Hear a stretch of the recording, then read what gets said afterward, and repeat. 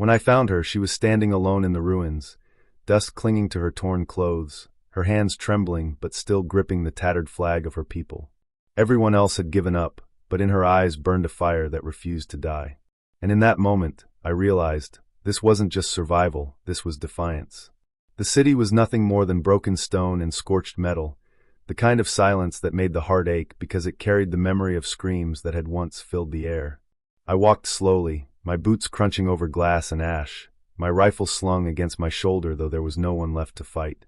War had already taken its toll here. This was just the skeleton of what remained. And that's when I saw her. She stood in the shadow of a half-collapsed monument, her body framed by the jagged ruins, as if she herself were a fragment of history refusing to fall. She couldn't have been more than 17 in human years, her frame slight but strong, her skin streaked with dirt and soot. Her clothes were torn short at the hem, a patchwork of survival rather than comfort, exposing scraped knees and arms that trembled not from weakness but from the cold bite of the wind. Yet in her hands she gripped something that made me stop in my tracks, a faded, blood-stained flag. It was old, clearly older than her, torn from its pole and frayed at the edges, but she held it tightly as if it were the last piece of her soul.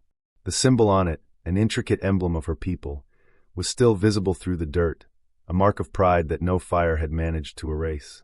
I froze, watching her, unsure whether she would run, fight, or collapse. But she did none of those.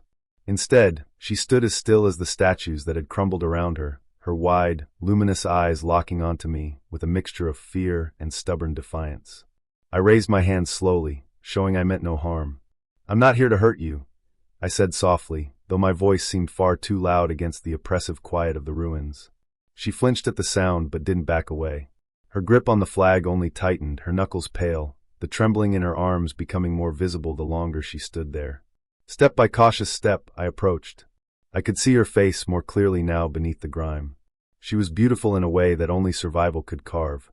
Cheekbones sharp from hunger, lips cracked but firm, eyes that had seen too much and yet still burned with a light that refused to die. She looked at me as if she was daring me to try to take the flag from her, as if this last symbol of her people's honor was worth more than her own life. I stopped just a few feet away. "You're still carrying it," I whispered, and for a moment I couldn't help but feel a pang of guilt for all the humans who had walked past the broken bodies of her kind without offering a hand. She didn't respond, only swallowed hard, her throat bobbing as if words wanted to form but couldn't find their way out.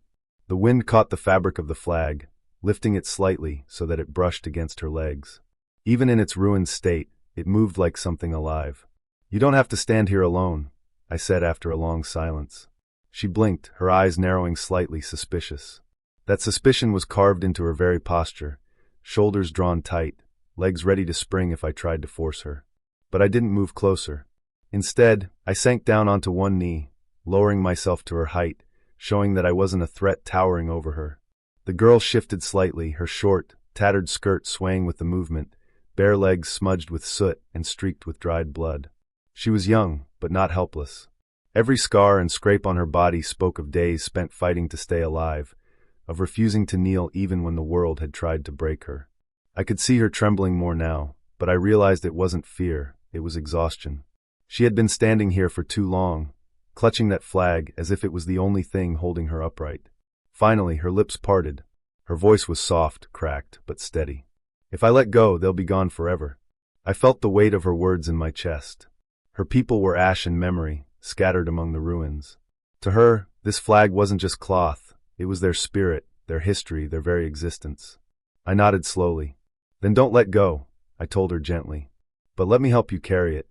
Her eyes widened slightly, as if the thought had never occurred to her. Her hands tightened again around the flag, protective, distrustful. But then, as another gust of wind tore through the ruins, she stumbled forward, her body finally betraying its weakness. Instinctively, I reached out, catching her before she hit the ground. She was light, too light, as if days without proper food had hollowed her out. The flag slipped from her grip, but I caught it in my other hand before it touched the dirt. She gasped, her eyes snapping to mine, fear flashing across her face as she saw the cloth in my hand. I held it carefully, reverently, showing her I hadn't taken it, only protected it. "It's safe," I whispered. "It's still yours." Something in her broke then, not in defeat, but in relief. Her shoulders sagged, her body finally allowing itself the rest it had been denying. She pressed her forehead against my chest, trembling, her arms hanging limply at her sides as if she no longer had the strength to hold on. I wrapped one arm around her gently, the other still clutching the flag. For the first time, I felt her truly breathe, ragged and shaky but alive. As the night settled over the ruins, I led her away from the crumbled monument. She stumbled often, but each time I steadied her. She never asked where we were going, never demanded answers. She just kept glancing at the flag in my hand, making sure it was still there. When I finally set up a small fire among the safer rubble, she curled close to it, knees drawn to her chest, her eyes half-lidded with exhaustion.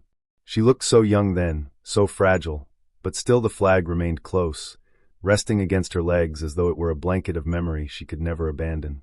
In that moment I realized she wasn't just surviving, she was keeping her people alive through the sheer force of her will. And if she was willing to fight that hard for them, then the least I could do was fight for her.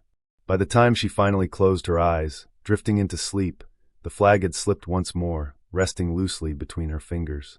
I didn't try to take it. Instead, I draped part of it over her like a shield, letting it protect her even in dreams. She had carried her people this far through ruin and despair. Now it was my turn to carry her. And I swore to myself, as the fire crackled softly in the silence of the dead city, that she would never have to stand alone in the ruins again.